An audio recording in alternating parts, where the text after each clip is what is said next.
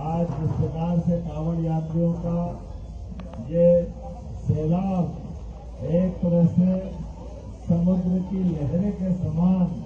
जहाँ पर निभा जा रही है, वहाँ कांवड़िए अपनी भक्ति साधना संकल्प के बल पर माँ नर्मदा का जल लेकर निकले।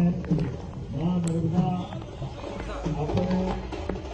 जल के साथ शिव शक्ति का ये पूजा का संकल्प पूरा कराने के लिए अपने भक्तों के साथ इस यात्रा में उनके कांवड़ के रूप में शामिल है। मैं अपनी ओर से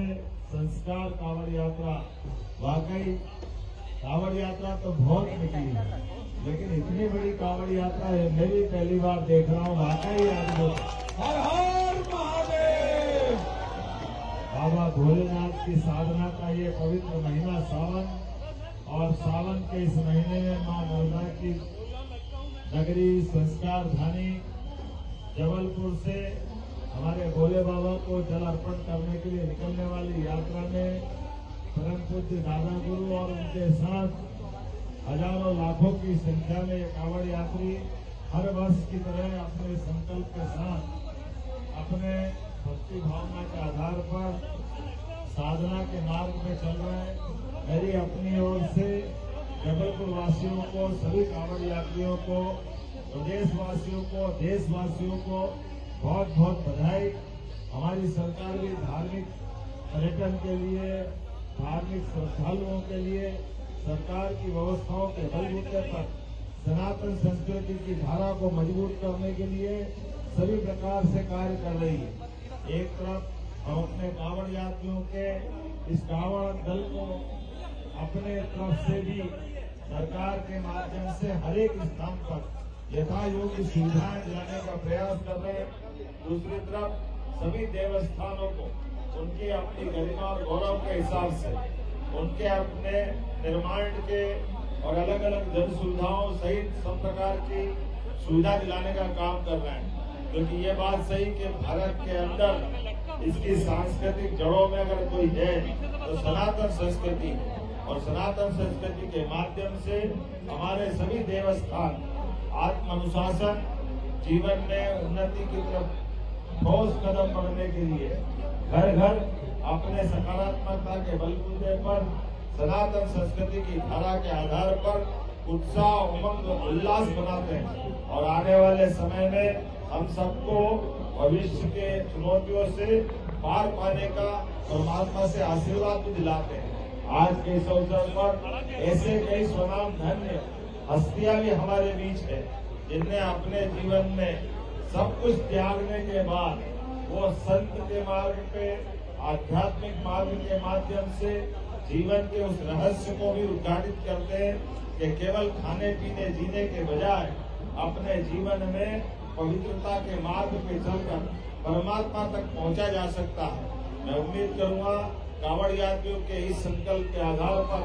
जब दादा गुरु और ऐसी और आध्यात्मिक हस्तियां उनके साथ चलेगी तो सरकार के माध्यम से मैं स्वयं भी सरकार के मुखिया होने के नाते से उनका अभिनंदन करने आया हूँ, स्वागत करने आया हूँ। और दादा गुरु ने स्वयं जल के ऊपर जीवन जिंदा रह सकता है, ये इतिहास का बड़ा अद्भुत उदाहरण है। आज के दौर में बगैर खाए पिए अपने जीवन में केवल नर्मदा के जल के आशीर्वाद के भरोसे से वो जीवन यात्रा को चलायमान कर रहे हैं। ऐसे साधु समाज के लिए भी, आध्यात्मिक विभूति के लिए भी हमारी सरकार के माध्यम से हम सब परमात्मा से कामना करें, वो अपने संकल्प के माध्यम से सबके जीवन में मंगल की कामना करें, उनका आशीर्वाद हम सबको मिलता रहे। जबलपुर के आज इस संस्कार धानी में मेरे साथ मंच पर मौजूद माननीय विधायक अशोक रोहानी जी, माननीय विधायक अभिलाष जी, माननीय विधायक नीरज जी, माननीय जिला अध्यक्ष दोनों ग्रामीण जिला और शहर जिला रत्नेश जी और अखिल साहब, इस अवसर पर जिला पंचायत के अध्यक्ष गोटिया भाभी और हमारे साथ यहाँ के नगर निगम के महापौर जगत बहादुर जी,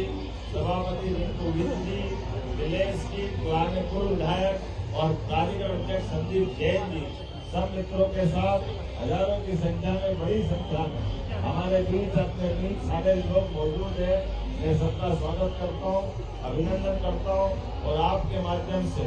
एक बार फिर मैं बाबा भोलेनाथ की नगरी महाकाल से मेरा निवास का संबंध आता है, लेकिन बाबा को कण कण में विद्यमान और खास करके नर्मदा के तो हर कंकड़ में शंकर दिखाई देते हैं। ये माँ नर्मदा की कृपा है, इसलिए मेरी अपनी ओर से एक बार फिर आप सबका वंदन, अभिनंदन। बोले महाकाल महाराज की जय।